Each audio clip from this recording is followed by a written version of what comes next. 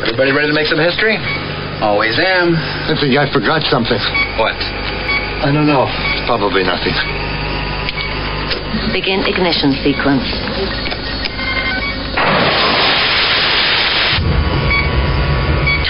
Oh, God. 19. No, I remember. 18. What? Where is 17. it? What? 16. We can't lift off without it. 15, Jordy, we've got to abort. 14. No, wait, I 13, found it. 12. 11. 10. 9. 8. Let's 7. rock and roll. Power engaged. Logs accessed. Lock on complete. Interlock established. Incoming subspace signal. You're listening to The Blue Frequency with your host, DJ Jen.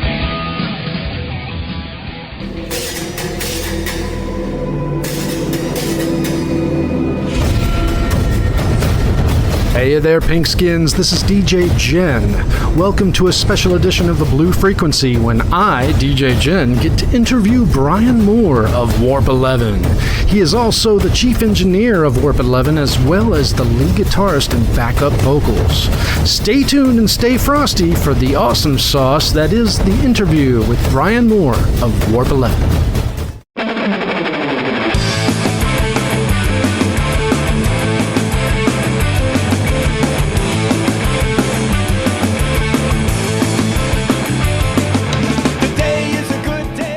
I'm a fairly big fan. I'd like to say that I'm your biggest fan here at the station. Oh, cool. Although we do have a new Klingon DJ that joined us recently, an old school listener of that's our station. He should be very happy then because we have several Klingon tunes on the new album. Nice. Other DJs you may or may not have heard of. DJ Grom is our resident Ferengi DJ. Always sniffing the armpits of the Orion slave girls. And he would fit right in with the kind of stuff we do. How did you come to be a member of Warp 11? Was you a founding member? You were there from day one? How did it all come together? I will tell you. Perfect story. So, like you, playing in rock bands when I was a kid. And my pattern was every 2 years, we would form a band, work our asses off, write an original set, go out to the clubs and play it, and then at the 2-year anniversary, roughly, something would happen. The singer would beat the crap out of the drummer, or the drummer would hate the bass player and kick him out, and it just so I had like 3 or 4 bands where it was like, boom, build the band up, band falls apart, start a new band, build it up, falls apart. And the fourth time, we were in a band called the Red Eyed Jedis. I won't lie. And it was a super kick-ass party band. We had 2 drummers. It was just this cacophony of noise that was just brilliant. And that fell apart. And it was one of those things. I was just like, devastated is not the right word. I was disillusioned at that point. At that point, I was like, well, fuck this. I was not meant to be a rocker. This isn't going to work out. And it was about that time I was playing with Jeff, who was the original drummer. He was in the Red Eyed Jedis also. And we're just kind of goofing around. And he gets a call from Carl, and he'd played in bands with Carl since, they were in high school. And he goes, I got this call from Carl, and he wants to start a Star Trek band. And we're looking for a guitarist now because he goes, I told him I'd play drums and he's going to sing and play bass. We need somebody to play guitar. And it was perfect timing because I was like, fuck yeah, I'll do that. I have nothing else going on. And obviously the trying to make it in a rock band thing isn't working out. So you just want to goof off? Yeah, let's go goof off instead. And the funny part was, so we get together and start doing that. It turns into the most successful band I've ever been in by miles. So it's kind of like you approached it without any seriousness. You're just like, okay, I'm going to go have some fun with this. Yes. And then success followed the fun. Exactly. And it's awesome. And it's brilliant. It's so perfect because all I wanted to do when I was a kid is play in a rock band and record some albums and really just do stuff right. And every band before had been like, we scrape up enough money to maybe go record 3, maybe 5 song demos. And and that was it. And then, boom, we do this thing with Warp 11. We're just goofing around, and we're on our 7th studio album. You know, I don't know. It's funny how that kind of stuff works. Rock out with your Spock out. Is there a little bit of background to the album title there that we need to know about? Or well, yeah, we've been, loving the slogan forever, and we actually made T-shirts a couple years before the album came out, and yeah, it was just one of those things. The T-shirts were great, and we're like, hey, we ought to just use this. The artwork's there. We ought to use it for the next album, and so yeah, we forced ourselves to write "Rock Out with Your Spock Out," and that was actually tougher than it sounds. I think we had 3 versions maybe that got thrown away before we finally landed on something that was a good song as far as we were concerned. What is the theory behind Rock Out with Your Spock Out? Does it have anything to do with Nimoy and his recent passing? I mean, I know it was a little more than a year ago, and yeah, it definitely is kind of a tribute in a sense of the best that we can do. And we had talked about doing a kind of a not legit, but a typical kind of a tribute song. I realized we're not that kind of band, and so the best we could do is a loud rockin' song, a little abrasive, belligerent, singing about rocking out with your Spock out. I don't know. It's just we wanted to do something. We loved the concept, and like I said, it took us a while, but we finally wrote the right song and was like, boom, this is worthy of being the title track, and we just went from there. It did kind of dictate just the overall sound. We wanted to do like a hard rockin', almost like the old school, just like Motorhead hard rock kind of a album, because Borgasm, if you're familiar with it, that was very much our heavy metal album because it worked so well with the concept of the Borg. Absolutely. And in previous albums we've done like just typical garage band rock and then goofy stuff, and it's just kind of fun. The reason why this album took so long, we honestly wanted to start recording about 2 years before we did. We were writing, and we realized it was kind of the sound was shaping, and we realized this album wasn't going to work.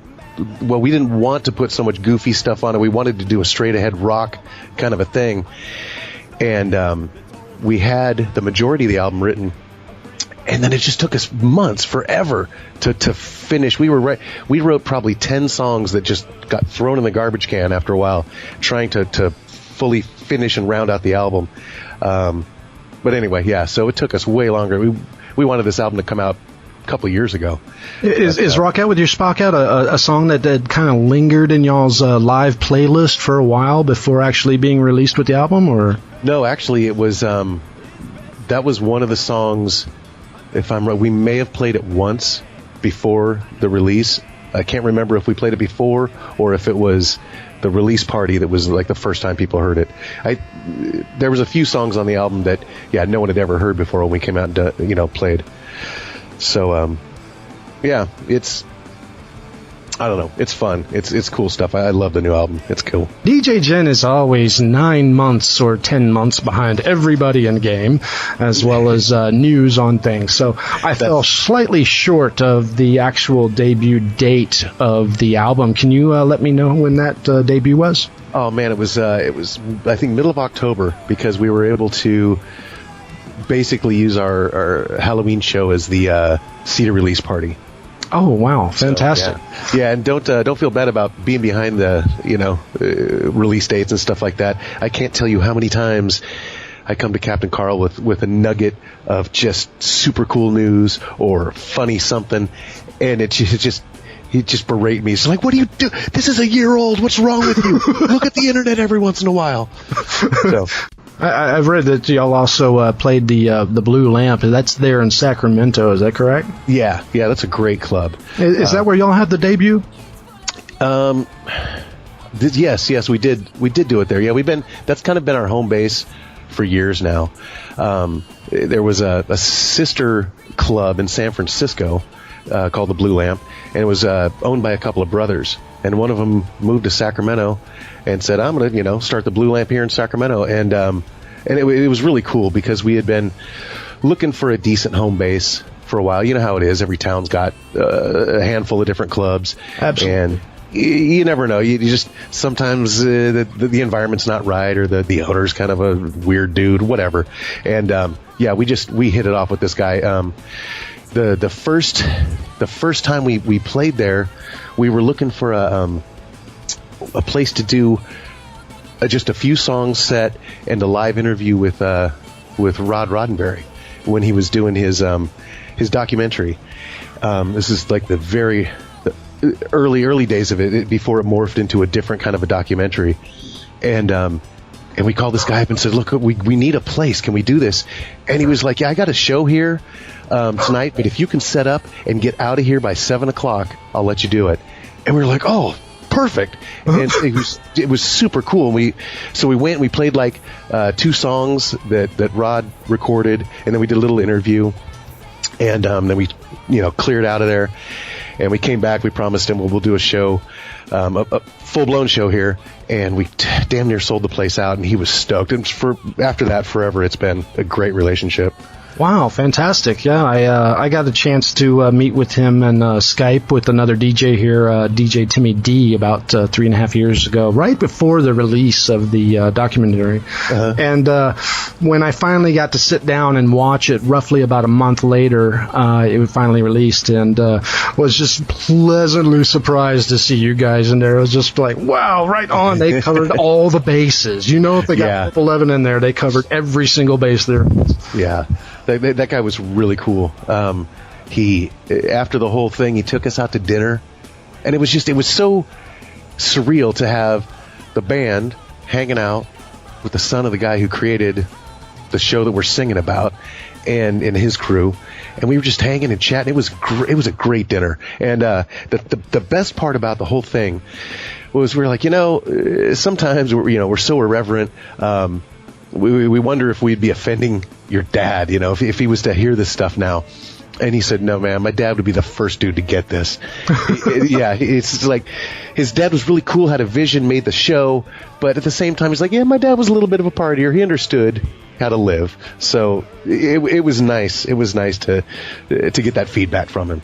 Yeah, in fact, we got a little bit of that type of feedback, Timmy D and I, from Rod when he discussed his dad in full detail about, just there's certain things that a lot of people just didn't know about the guy. And to me, it does, in fact, after the fact, of course, that makes sense that Gene would, in fact, get what you guys have been up to and what your goal is. And that kind of leads me into another question is, what is the goal for the band this year? What is y'all's prize going to be for the year? This year we are working to break down the doors again to play some creation entertainment conventions. We're working on the San Francisco convention. The Las Vegas is the Holy Grail of Star Trek convention. That's right. And we've been trying to get back in their good graces. We years ago we did a convention here in Sacramento with Creation. They put it on, and they invited us out to play a concert. And so we're like, oh yeah, this is perfect because we've been wanting to do this forever. And so we go in, start rocking out, and near the end of the set, we start playing just Rage Against the Federation, which is just a great kind of a mosh tune. Well, this is a Star Trek convention, right? And they've got chairs sitting. People are just sitting there pleasantly watching the show, and then our fans decide, boom, this is it. This is the finale of the show, and they start tearing the chairs off the floor and chucking them off to the side so they can clear out the first couple rows and make a mosh pit. And we're just like, oh my God, what are you guys doing? And I think the music director was there. It was kind of one of those, I don't know about you guys. Anyway, they got a new music director a few months later, and we were all set on this trajectory to hit the Vegas convention, and then we got the word that we're like, well, Yeah, we're not sure about Warp 11 being entertainment, creation entertainment material at the moment. And we're just like, is it because our fans just like tore up the place and threw chairs everywhere? But no, I love the fans. Wouldn't have it any other way.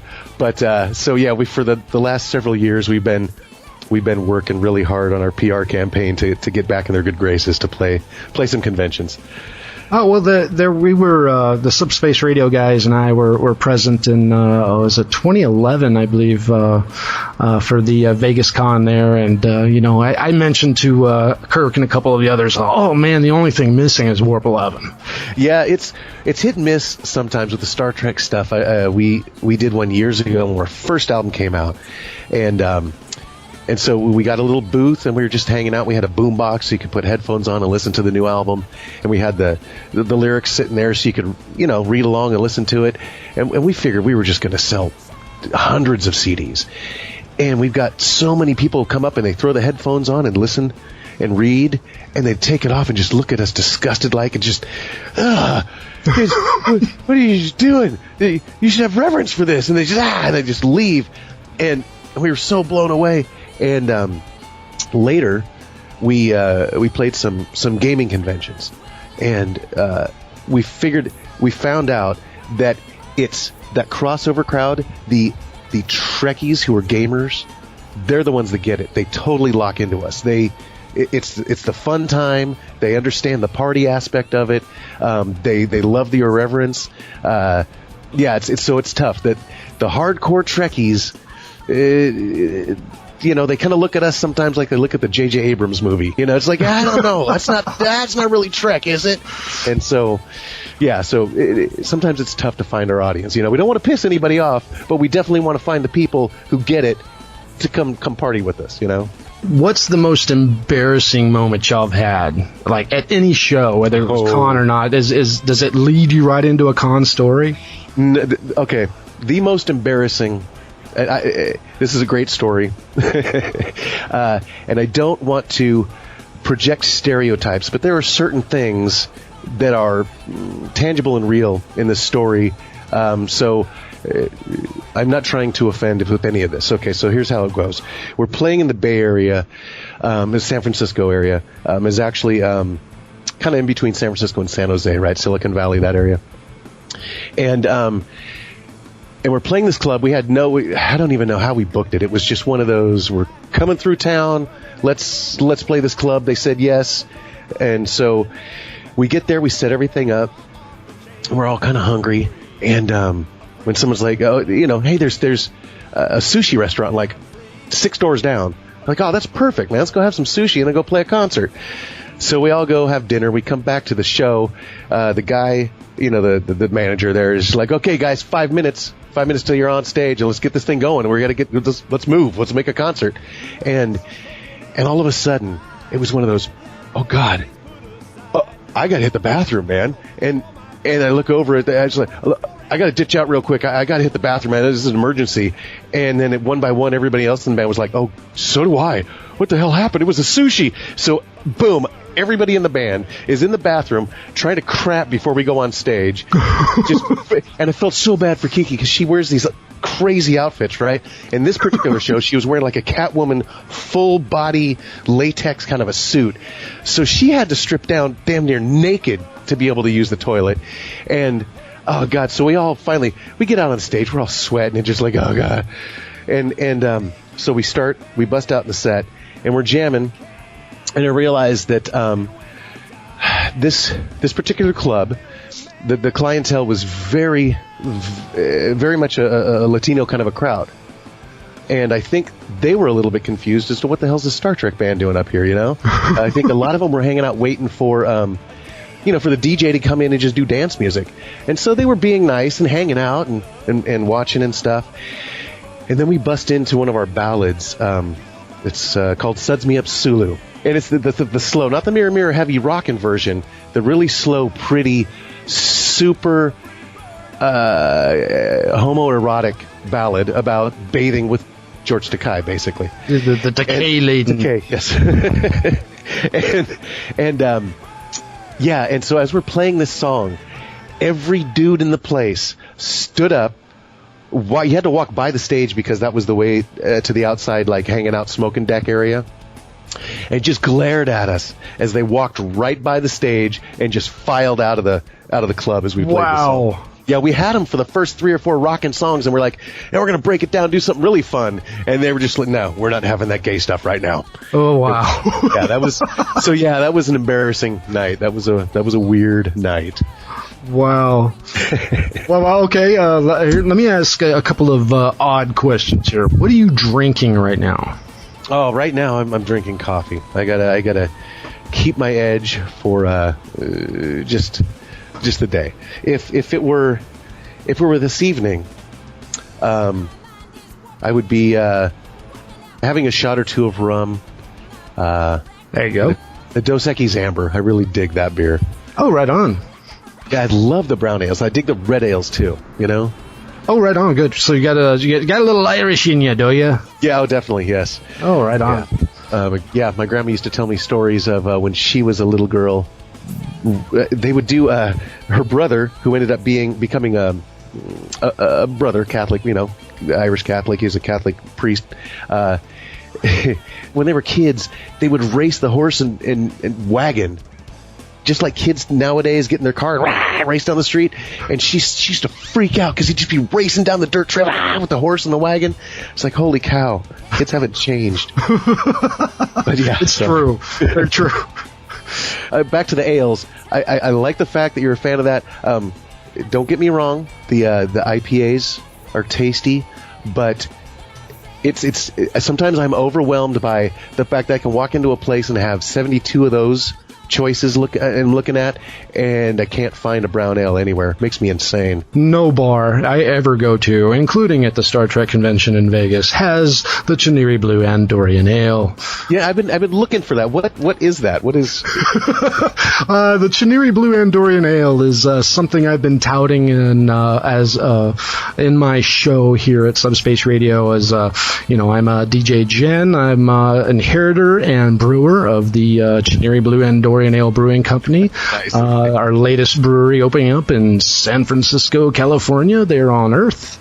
And for all of Starfleet personnel, must try it eventually. And if you don't love it, get out. Yeah, you got to have the brewery right there at the Capitol. That's right.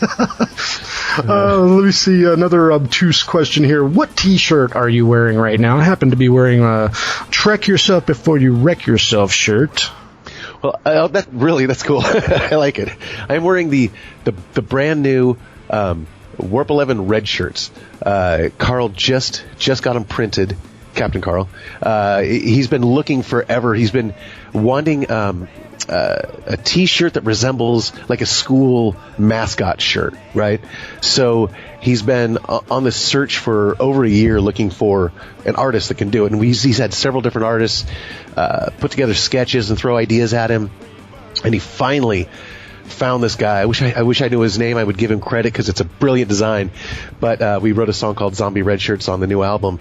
Typical zombie story about red shirts rising from the grave. Absolutely. And so it's brilliant. If you go to the Warp 11 website or the Facebook Warp 11 Facebook site, you can see pictures of it. But it's a brilliant T-shirt, brilliant design. Oh, wow. And that reminds me of a bunch of the zombie red shirts breaking into a Michael Jackson song at the Star Trek convention. And we all wondered why are all these zombies walking around us and why are we not in uniform and what's the zombie makeup? And then, yeah, of course, they did the whole, somebody stops and drops a jam box on the floor and then they all broke out into this dance right in front of us. It was awesome. That is cool. That is... Yeah, fun. And actually, that was a conversation I had with DJ Creamy and DJ Kirk here at Subspace Radio, a couple of former DJs, and one hopefully will be returning soon. I immediately brought it up as soon as they started dancing. I was like, this is a Warp 11 moment right in front of us. That's cool. Yeah, we did a Halloween show where we were dressed as zombie red shirts, and we had this a friend of the band, Steve. He's this crazy cool makeup and prop guy, and And he did us up. I mean, we went backstage, and he's like, okay, let me. First, he had made shirts, taken some red shirts and ripped them and put in like fake rib cages showing through and stuff like that. So we throw the shirts on, it looks perfect. And then he just started doing makeup on everybody. And yeah, that was one of the coolest shows. We try to do something fun for Halloween every year. That was probably one of the best ones, dressed up as zombies doing the show. Is there a link to that particular last Halloween show that we can tell the listeners about? If you go on YouTube and just search for Warp 11 Halloween, we have bunches of stuff up there, and fans post stuff. We need to put more of our own official stuff up there, but yeah, there's nothing specific. I wish we were more organized like that, but there's all kinds of stuff on YouTube, performances and stuff like that. The Halloween shows are great. They're a lot of work because we don't just go up there and do a regular set, but they're a lot of fun. Is this one of those venues that y'all had where the gay Spock showed up? Yeah, that was definitely a Blue Lamp show. We usually do the Halloween shows in Davis at a place called the G Street Wunderbar. It's really cool, but yeah, the gay Spock, that was hilarious. It's just I saw some photos. Yeah, it's so disturbing. We're up there rocking, and the guy puts a Spock mask on, shirtless, and gets up on stage and starts dancing, and you're just like, what the hell is this? It's fun. Just run with it. Just run with it. Yeah. They're definitely a spectacle. They're I don't know.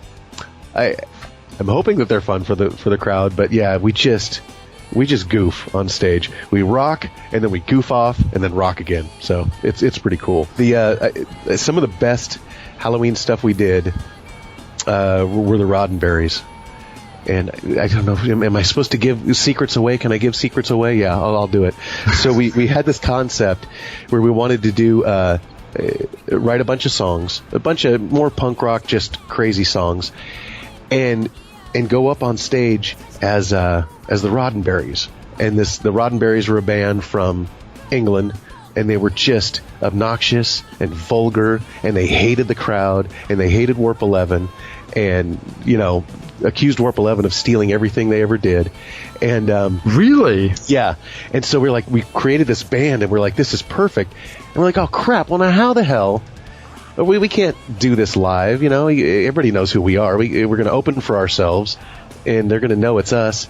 And then Carl came up with the idea. He's like, no, we're going to get wrestling masks, and we're going to get them in the colors. Carl got the gold wrestling mask. I got the red one. John had the blue. Kiki had this just crazy weird wrestling mask, and so we went up on stage and played as the Roddenberries, and the whole time in between songs it's just like, we playing a song and boom, all right, fuck you wankers, here's another song that Warp 11 stole our idea, they wrote something like this, and then they just bust into another song. And what made it perfect was we had set it up beforehand. After the show was done, we ran off stage out to the back of the club. We stripped out of our wrestling masks and our flight suits that we were wearing, put on our Warp 11 stuff, and gave our flight suits and wrestling masks to a bunch of friends, and they dressed up as the band. Wow. So we get in, and we start playing, and then the Roddenberries come back, and they're in the crowd now. And they're just yelling shit at the band. You guys fucking suck. You stole this shit from us. And we really had some people just go, and they were like, oh, whoa, I thought that was whoa, that's a real band from England. Well, those guys are really dicks, man. Great. Yeah, that was brilliant. Oh, that's great. That is an awesome secret to awesome reveal there. I actually saw a couple of references to that in there, and I was like, "This is this," and sure enough, my wife and I had made some notes previously, and we were like, "Well, who's the Roddenberries? Is the Roddenberries? Is that why they're being so rotten like that?" And yeah, it still sticks, man. What a wonderful little secret to reveal there. Yeah, and the Roddenberry stuff is on YouTube. A friend of the band recorded and put up like the whole show, so it was pretty fun. Well, fantastic. Maybe you can tell me where John, Carl, and Kiki are today. Well, Carl is on the road to San Francisco. He I don't know how much I should give away about everybody's what they do, but anyway, he works for a company in San Francisco, but most of the time is at home editing the video that he shoots. But he had to go out and do 3 days of shooting starting today, so he's out shooting video, and then he'll be home this weekend editing everything. Oh, fantastic. Kiki is about to jump on a plane to head to South Korea. South Korea? Yeah, she's a they have when they have the big tech conventions, Kiki is one of those just brilliant presenters. She'll stand there, and her job is to talk about how cool the company's product is. It's like, boom, this is our thing. This is what you can do to it. So she sits on stage and demos it on stage and gets everybody just like, oh, coming around. And she's pretty much a superstar in the tech world. And because she comes from way back in the beginning. What was it called? It was dang it, I can't remember the name of the product. It was an Amiga. It was one of the very first video editing software things, and revolutionary at the time. And you could do all kinds of cool swipes and fades and drop stuff in and edit. And one of the things they had were called Kiki effects, and it was Kiki where she would like pop up from the screen, grab the top of the screen, and pull it down like a blind, right? Something like that. So she's just like has gained this fame in that world. And so she gets to travel the whole planet, just doing conventions and stuff like that. Is that what you like to tout her as when you're touring around and doing concerts? Oh, she's our presenter. No, she started out as our dancing girl. That was the official title. And as we were playing and doing stuff, we're like, oh, you should do some. Here's a shaker. Do some shakers in a tambourine. And then later it was like, you should definitely do some backup vocals. That would help with the sound. And then it would turn into, you should learn to play some keyboards. And then it was like, you should be doing some lead vocals now. And so we just keep piling on. She is the ultimate utility player in the band, and she's the sex appeal because Carl's brilliant vision made this happen, because we're three dudes. We started out with three dudes. We're going to play songs about Star Trek. And he's like, okay, well, first, we're just going to get our asses kicked. People are just going to get these nerds. And so what do? Well, we're going to have to make the songs fun and vulgar and party atmosphere type stuff. And then he got Kiki on board. He's like, so this is perfect, because no one's going to want to see three dorks. But if you get this hot chick, boom, we're up on stage. We can play the rock and stuff. Then you got a beautiful woman up there dancing and stuff, and you get the perfect mix for the your typical Trek nerd to just kind of hang out and say, these guys rock, and she is hot. So that's so you got the sex, Trek, and rock and roll all in one. Exactly. There you go. Yeah, she is a hella trooper for just. I mean, when someone just goes, hey, I know you never played an instrument before, but how about you learn some keyboards so we can add that into the mix? And she's like, okay, let's do it. It's like, holy crap, I would have freaked out. The band told me, hey, man, why don't you set the guitar down for a little bit and play some keyboards? I mean, what the hell are you talking about? I don't know how to do that. So, yeah, she kicks ass, man. Well, what about John? What's he up to? He is now working with a video game company. Creating well, he's managing the people who create video games. So, and he lives in San Francisco, and we're based in Sacramento. So for John, I feel really bad for him. He's got, on a good day, a 90-minute drive, usually a 2-hour drive, to band practice. So typically what we do is we get, when he gets here, and we play for hours to make it, worth his while, and also so he doesn't have to come out,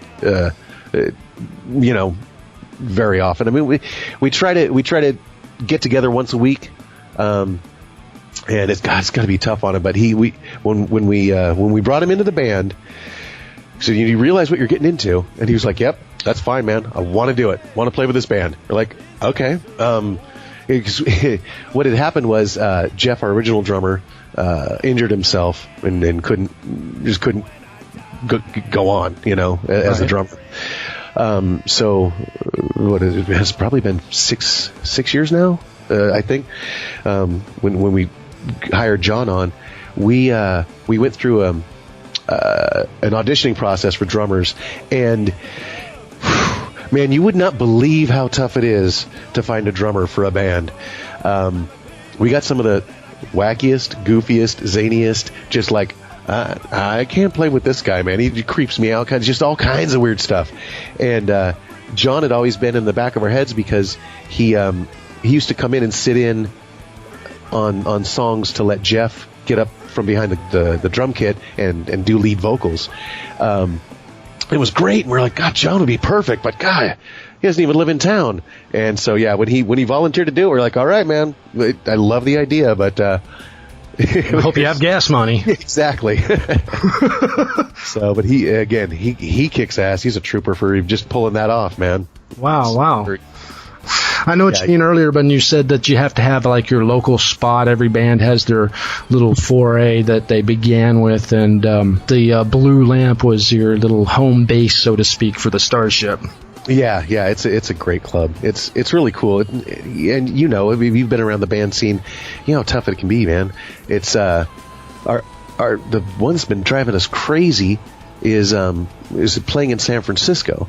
When we had the Blue Lamp in San Francisco and the one here in town, that was cool. Played that a couple times, and then it was like one of those things, like every business goes through tough times, and bam, they closed. And we're like, oh crap. Well, we need to find another club that we can play in this town. And then we played, I can't even remember the name. It played another club. That one closed down a couple of months afterwards. Then we got an inn on this place. It was really cool. It's called the Red Devil Lounge. And we got invited by Richard Cheese. I don't know. Have you heard about basically Dick Cheese and Lounge Against the Machine? No, I don't believe I have. They're brilliant. They're brilliant. He does he takes popular hard rock, pop, metal songs and turns them into lounge tunes, and they're beautiful and brilliant. And he's got this full band, piano dude, and they're so pleasant sounding. But then you realize, just like, oh my God, this is a Nirvana song. What the, or dude, is that System of a Down he's singing? That kind of stuff. and so he invited us to be the opening act, and we're like, hell yeah! So we did that a couple of times, and that place closed down. And it was just like, So yeah, we're having a hell of a time every time we play San Francisco. The club shuts down 3 months later. Wow. So it's kind of like you're describing something like a Vic Fontaine version of Metallica kind of thing, or? Yeah. It's real, if you guys want to have fun sometime, type in Dick Cheese, Richard Cheese, Lounge Against the Machine, man. You'll crack up. Lounge Against the Machine. I'm going to have to look that up, and I'll include that in our links list there. Okay. What's your favorite Trek series? I was Next Gen. That was my thing, and it was mostly because when I was a young pizza delivery driver, I would get done, close up the shop, come home, pour a tall glass of whiskey, and flip on the TV, and the best thing going was Next Gen reruns. And so I just got in that habit, that cycle. I would come home, sit down, boom. I wouldn't even look to see what else is on. Boom, just Next Gen. And so for a couple years straight, man, it was every night. I can tell you I loved it, but I can also tell you by the time that the episode was over, I had a pretty decent buzz from that whiskey, and I pretty much can't tell you how any end of the episodes end. But I loved them. There should be a song about that, Derek. Do you have a favorite episode? I know you mentioned Fekla earlier. I guess Next Generation fell right into that. Is there a favorite episode? Yeah, that pretty much is. I love that one, and it's not for anything but because it's so ridiculous. The the interaction between the crew and that con lady, and she just boom shows up on the bridge there, and she's some people know me as Satan and some people call me Feklar, and Worf's just like, you're not Feklar, and then she turns into Feklar. I am Feklar, and he's like, God, that cracked me up. And that's why for years I've been pushing. I was like, we got to do some Feklar stuff, and it took a while, and then all of a sudden it came together, and we wrote 2 Feklar songs for this album. We were really going to try for a third so we could do the Feklar trifecta on the album, but that was a little tough. That was a little hard to do. Well, what are those song titles there? Well, You Are Not Feklar is one of them, and then Sell Your Soul to Feklar, because it's so, it's so rock and roll to sell your soul to the devil. Yeah, very much so. And just, it's not the perfect translation of the devil. It's like Feklar's not quite Satan, but as far as the Klingon universe is concerned, it's close enough for this thing to work. And it's brilliant. I love it. I know quite a few of Klingon Defense Forces listeners out there that would appreciate those songs as well. Yes, they should. Those two, and then the other. Oh God, we have we have like 4 Klingon songs on this. We did Freebird of Prey. Ah, yes. Just to get the Freebird joke out there, just that, because everybody does. You're playing live, and some guy in the crowd, Freebird, just be an asshole, and so it's just like, all right, we got a song, Freebird of Prey, and so there you go. I kind of got that when I read the title. I was like, oh, I'm gonna guess what I think this is. Yeah, and you guessed right. And it's great. It's like so many of our tunes. We got a whole song set up for the punchline at the end of the song. The songs are fun and they're good and they're rocking, but we really try to get that punchline right at the end. So at the end of that song, it ends with Carl just over the song rocking, just screaming "Freebird!" It's great. And I did let out a good long laugh when I first heard it. I was like, of course. Yeah. Are you guys going to be playing East Coast or Texas by any chance? I wish. We're at that point right now where if the success came too late, if you want to put it that way. If we were to hop on the road now and everybody get in a van eating top ramen on the road, not barely making enough to pay for gas money to get to the next town, we'd just implode.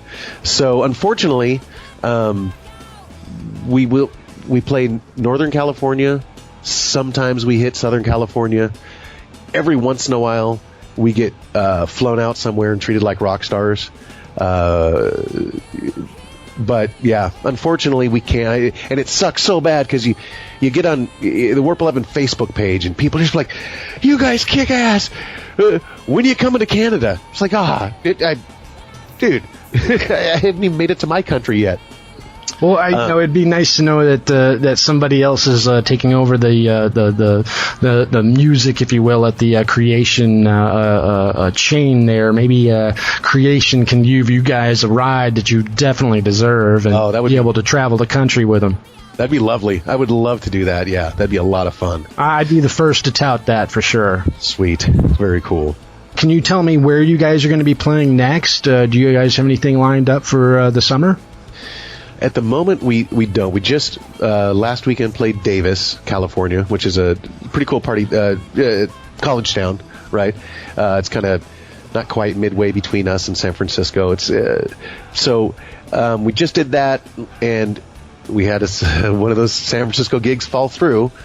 We were supposed to play this weekend there, and that now is not going to happen. So. Yeah, we're scrambling to put something like that, and then of course we're going to play, Blue Lamp sometime coming up. But we get into that thing. We have little windows of opportunity for gigs because we get into the summer, and Carl will do the convention tour, like the high tech convention tour with Kiki. Sometimes they end up in the same city. But Kiki will do so she's going to South Korea. She'll be. Last year she was in China and Amsterdam, in Texas, Vegas. I mean, she just bounces all over the planet.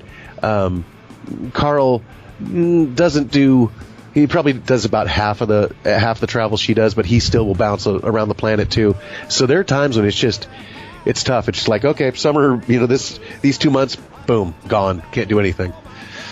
So it's kind of hit and miss right now. So in other words, this Andorian's got to pick up, our local Ferengi, and he lives in Canada. I'll have to pick up a couple of the other DJs. I got one out of Tulsa, Oklahoma, and we're all going to hop a plane and hit the Blue Lamp the next time you guys are there. I mean, that's something that we would just love to do. I thought, man, wouldn't it be awesome? Subspace Radio and Warp 11 sitting at I doing shots. That'd be great. Would love that. Yeah, it's. I wish we could go and play around like that, but. I mean, we've had people who realize that we're not going to come to their town, and I think the farthest we had was a dude came from Florida to come out and see us. Wow. Yeah, we've had a few of those people coming from several states away, and a lot of times it's just like, well, my brother lives in Sacramento, so I was going to visit him sometime anyway, so I just waited for your show to happen, and then I booked the flight so I could go see you guys while I'm there anyway. But yeah, it's still really cool when someone says, "Yeah, I'm here from pick a state and came to see you guys." It's really cool. We almost did a Will Wheaton birthday party. We were I swear it was in the works. Everything was cool, and we were ready to go. I believe he was ready to go, and his wife went, "Hell no, we're not having a Star Trek band player birthday party." And we're like, "Oh, damn it!" Oh man! But yeah, he was one of the first ones on board that got it and dug it, because we did on our first album, we did the song Crusher, and singing about Wesley Crusher, and somebody a friend of the band was I believe his cousin, first cousin. So it was one of those, hey. I know Will. I'm gonna see him in a month. Let me take the album over there. And he ended up he had years ago had a little internet radio station. He'd come on and play music and do stuff, kind of like what you guys do. And he would throw Warp 11 in the mix, and it was fun. It was wow. Really nice to be like, sweet, one of the actors digs us. I, like you, am a big Star Wars fan also, and I love it. I use it to kind of push buttons with the band. The fake war that is between the Star Wars fans and the Trekkies. We've done a couple of Halloween shows where we've dressed up as Star Wars characters and actually rewritten our entire set, all the lyrics, to be, instead of about Star Trek, about Star Wars. Wow. That was some of the funnest stuff. Well, like we had a song Yeoman Rand, and I changed it into Alderaan, Oh, wow. Yeah. Red Alert, I changed it into Red 5. Oh, wow. Got the there you go. White Luke in there. God, that kind of stuff cracked me up, man. Oh, you guys are Star Wars band now? You guys suck. Oh, man. Yeah. We called ourselves Hyperdrive 12. So, one better even. It was just, oh man. Wow. Well, there you go, Pinkskins. This Brian Moore of Warp 11 giving us the lowdown of their latest album and the goings-on there in California. Hopefully, if anybody is anywhere near Sacramento anytime soon, you'll be able to catch them at the Blue Lamp or one of their other venues. Hopefully, the Star Trek convention in Las Vegas is in y'all's future. That would be ideal, in my opinion. That would be beautiful, yes. And of course, you need to, have more songs about Andorians. We had what was the Andorian song? It was a great tune. That will end up. We haven't played it in a long time. Our plan is eventually we are going to do a B-sides album, which is nice.